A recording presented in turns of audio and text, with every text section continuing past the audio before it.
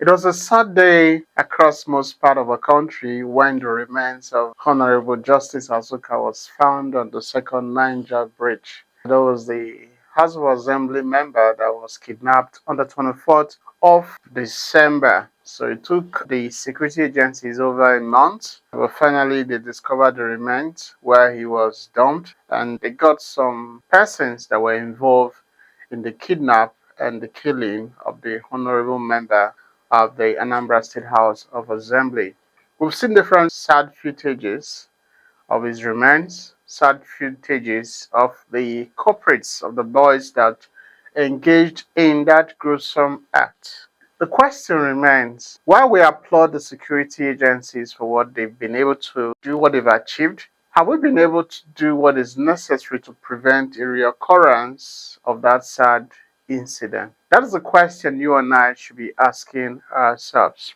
We bring in some lessons, things we've learned from the killing and kidnap, and also the security situation across the southeastern states, especially Anambra State. You remember this is the second House of Assembly member that was kidnapped and killed. The first one was Honorable K, they call him Okedioke, that was kidnapped and was beheaded. His head was hung on a spike. That was the first one. Then Honorable Azuka's issue came up. The question we need to ask ourselves, have we really done enough to prevent the reoccurrence of such issues across the length and breadth of the Southeast? What has the government been able to put in place to prevent a reoccurrence? You see, I was excited. I did a video when the lawyer that was killed in Imo State and the courts in Imo State went on strike. The doctor that was kidnapped somewhere in Anambra State, the doctors went on strike.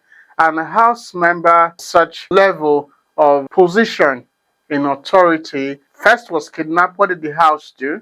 The second person was kidnapped. What did the House do? It seems the House, are they okay with the situation? Is it conducive for them? Doesn't mean we cannot do better. We can't improve on our security system, or we can't improve in making laws and putting in place things that will prevent reoccurrence of such sad incidents. Imagine a House of Assembly member was kidnapped and killed, first and second. I believe even when he was kidnapped, the house was still sitting, they were still sharing, making bills and sharing whatever they're sharing in the house. It was just as if nothing happened. If that could happen to a house member, what is the place of you and I in the society?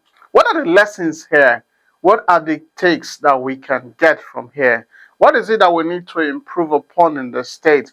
What is it that you and I need to do? The government needs to do. Everybody needs to do to prevent a reoccurrence.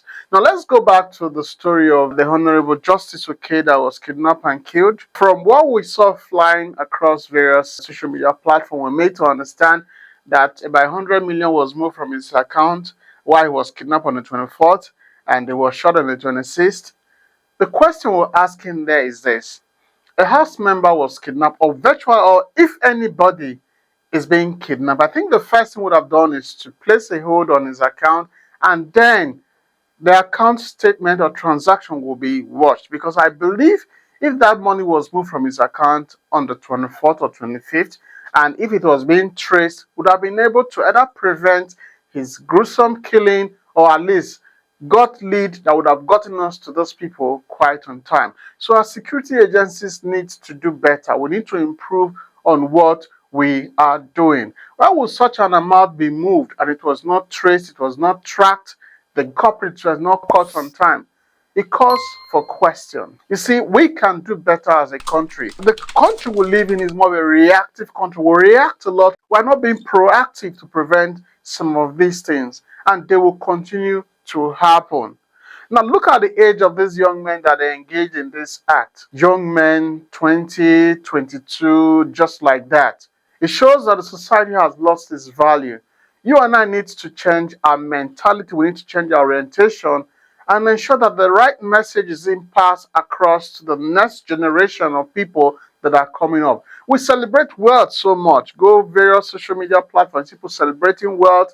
I saw another video of young boys spraying money. They said these are the boys spraying money, and we are just okay with the system. You see, until we get to the root of this issue, Until we address this issue, until we nip this bud, we'll continue to go through the same circle. Do you know how many people are being kidnapped daily or being killed? You see, right from the place where the body was discovered, they saw other bodies, meaning other people they've been kidnapped and they've been thrown away there, and just we are okay with the system. It's high time you and I rise up. What are the lessons we've learned so it doesn't happen again? House of Assembly members, what are you people doing? I like what the government of Anambra State introduced. You see something, you say something.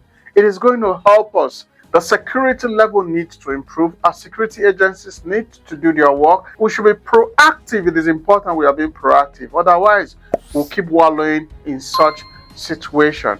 Our condolences to the Anambra State government, our condolences to the House of Assembly, condolences to the Bureau of Onitsha and the Onitsha constituency that the young man was representing, and then to his family and friends. But there are a lot of lessons we could learn from this so it doesn't happen again. Well, we're going to see you in our next video. We just want to ruminate on this and think. What do you think we need to do? What do you think the government needs to do to prevent the reoccurrence of this sad incident? We'll see you in our next video.